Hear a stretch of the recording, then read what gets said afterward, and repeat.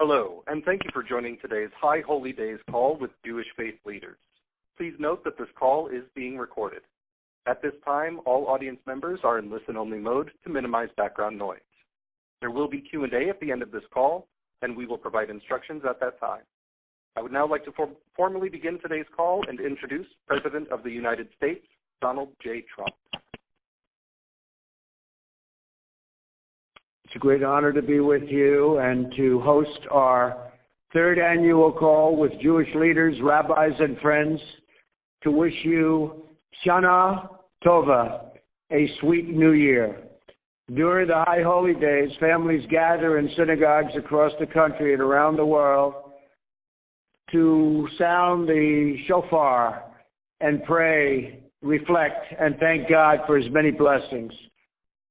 As we mark the Jewish New Year, our entire country is reminded of the infinite ways Jewish Americans strengthen our communities, uplift our nation, and deepen our culture.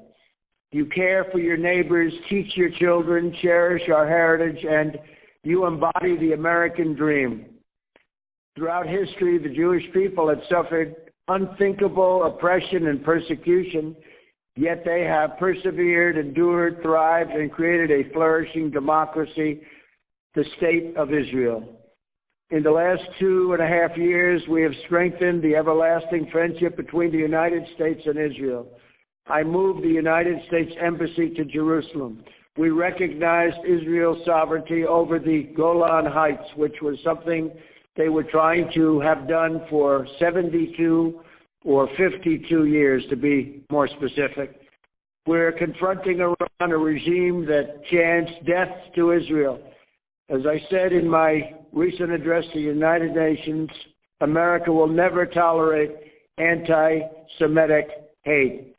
In recent months, our entire nation was stricken with shock and grief and righteous anger when two horrific anti-Semitic murderers attacked synagogues in California and Pennsylvania.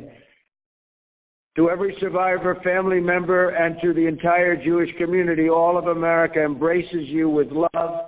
We pledge our undying and total resolve to excise the vile poison of anti-Semitism from our world.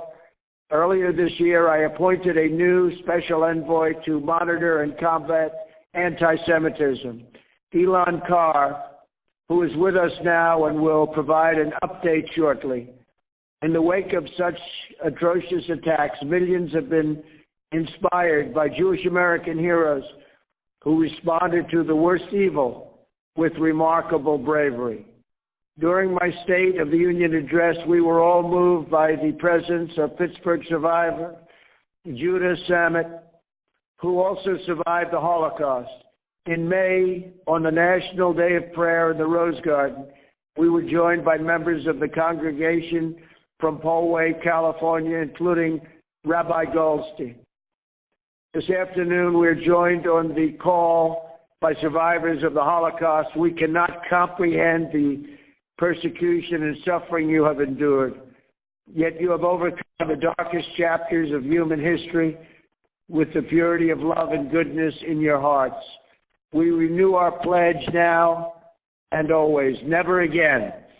I understand that during this time of year, you often read Psalm 27. We remember the promise of those words. It says, "Wait for the Lord, be strong, and let your heart take courage." Today we thank God for His faithfulness and for the countless ways Jewish Americans bless our nation. I again want to thank you all for joining this call. Melania and I wish you a very happy, peaceful, and prosperous New Year. And now I'd like to invite Special Envoy Elon Carr to tell us about his crucial work. Elon. Mr. President, thank you so much. And thank you for making the fight against anti-Semitism, what's always referred to as the vile poison of anti-Semitism. It's exactly what it is. Thank you for making this fight a national priority. Friends on this call, this current week alone illustrates the breadth of the work we're doing. 3 days ago, Tuesday, I was in Warsaw, where I set forth key strategies to combat anti-Semitism to the 57 different national governments in the OSCE region.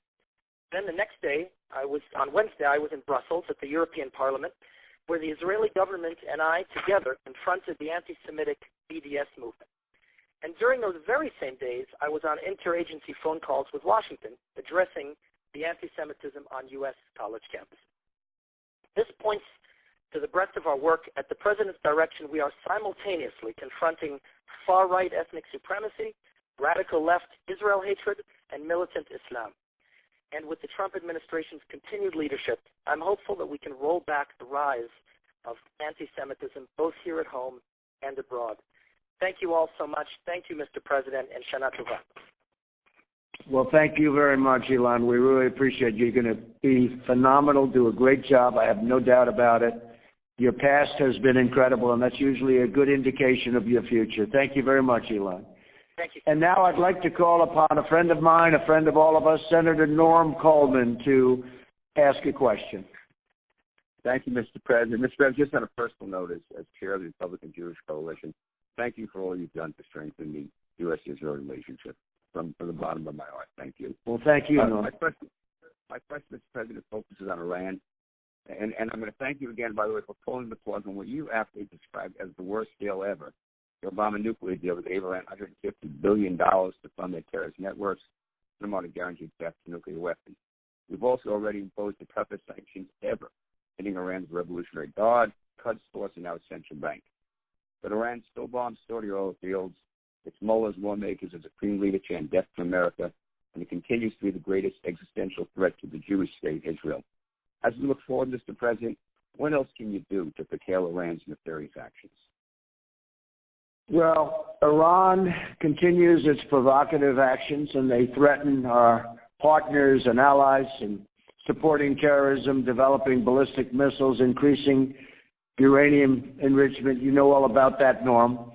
And I don't want military conflict, but we've offered to talk. We've offered to discuss things. Right now, Iran is doing very badly. They're a nation that's much different than it was when I became president almost 3 years ago.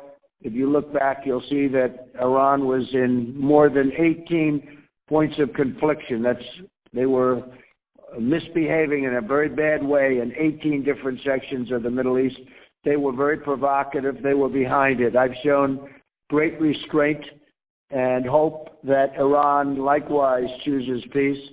I can't tell you exactly what's going to be happening, but we're extraordinarily ready. A friend of mine asked me a couple of questions the other day, and I asked him one. I said, so which was more important, bringing the Jerusalem into effect by having our embassy go to Jerusalem, thereby becoming the capital of Israel, or the Golan Heights? I said, which of those two things, in your opinion, were more important, Jerusalem or the Golan Heights? And he said, neither. It's what you've done for us with Iran. And I said, I never thought of it that way, but I probably happen to agree with you. But we have done the embassy in Jerusalem, which was such a big deal at the time and promised by many, many presidents, and they never fulfilled their promise. And I understood why, because once I got here, there was tremendous pressure on me not to do that, but I did it. And the other one was Golan Heights. And as I said, for 52 years, they've been trying to do something, and I did that also for Israel. And now we're in the process of Iran. And it will work out. I can't tell you exactly how or why, but it'll work out because it always does. I have a tendency to make things work out one way or the other. Sometimes it's not pretty, but it happens. So you can just rest assured. But Iran is a very bad actor. It's been a bad actor for a long period of time, and we're going to end that. So thank you very much for that question. And Ellen Hershkin, please, if you're there, the Women's Zionist Organization, highly respected person, by the way, Ellen. So thank you have you. a question. Of course I do. So, Mr. President, thank you for taking the time to speak with all of us on this call. As you know, I'm speaking today as the national president of Hadassah, the Women's Zionist Organization of America. And I'm also the daughter of a World War II veteran who liberated the Mauthausen Nazi concentration camp.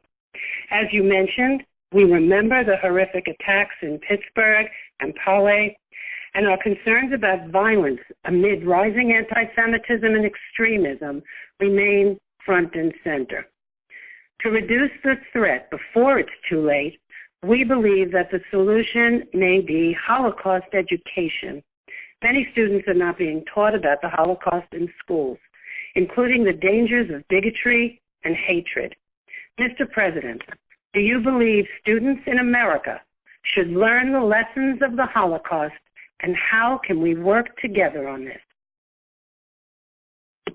Well, thank you for a very good question, Ellen, and I think that American students should learn the important lessons of the Holocaust. I have two great special envoys who work on this issue right here and around the world, and one who you've just heard from, who's a tremendous special envoy to monitor and combat anti-Semitism.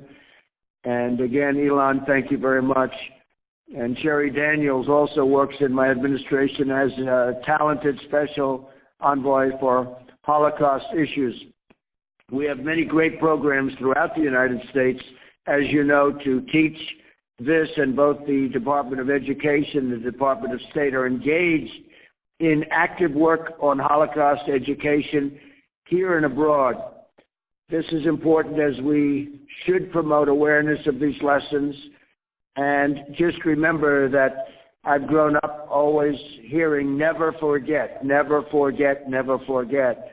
And that's been a very, very important part of, I think, what you're talking about, Ellen. We will never forget. And education is very important, and we will keep it very much in the forefront. Thank you, Mr. President. Well, thank you. And thank everybody. It really has been an honor to be with you. And we will have many, many great years together. Thank you all. Thank you to all of our speakers, and thank you all in the audience for joining us today. The call has concluded. You may disconnect.